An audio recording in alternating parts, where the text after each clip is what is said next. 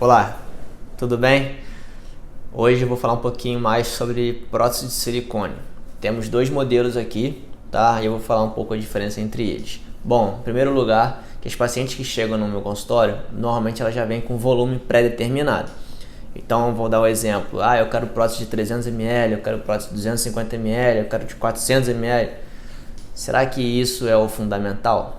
Não, não é o fundamental. O volume, na minha opinião, não é o principal de uma prótese mamária. Então, quando eu avalio uma paciente para ela deseja colocar prótese de silicone, tem algumas variáveis que são importantes de a gente saber. Dentre elas é o volume. Então, por exemplo, um copinho de café, um copinho descartável de café, tem 50 ml ali. Então, na realidade, de 250 ml para 300 ml não faz tanta diferença assim. O que vai diferenciar são as outras variáveis de uma prótese, que pode ser, por exemplo, uma projeção. Pode ter projeção baixa, pode ter projeção média, alta e extra alta. Tem, por exemplo, o formato da prótese também. Tem prótese anatômica, prótese cônica, prótese redonda. E outros tipos também, algumas marcas têm até mais tipos do que esses. Temos também a textura, que eu vou falar hoje sobre a textura basicamente, tá? Então, a textura, temos aqui a prótese texturizada, que é esse tipo de prótese aqui, e temos a prótese de poliuretano, que é essa aqui mais amarela, tá? Então tá aqui o formato dela também. Então o que a gente tem que saber? Qual que a gente vai escolher, texturizada e poliuretano? Hoje eu vou falar sobre a textura de cada prótese. Quando eu vou escolher uma prótese de alguma paciente, obviamente que a história da paciente é o mais importante. Se a paciente já perdeu bastante peso, se ela é pós-bariátrica, ou se ela fez dieta e exercício físico e perdeu 20 quilos, 30 quilos, às vezes até mais. Então isso tudo vai depender da textura da prótese que eu vou escolher para esse tipo de paciente. Se é uma paciente que, por exemplo, tem 20 anos, que não perdeu peso, pode ser que a textura mude, tá? A verdade é que a grande maioria das pessoas tem prótese texturizada, que é esse tipo aqui.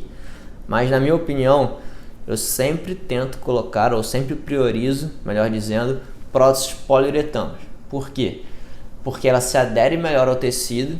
Então, por exemplo, paciente pós-bariátrica ou que perdeu peso, precisa de uma prótese que se adere melhor ao tecido, Então, esse tipo aqui é mais indicado.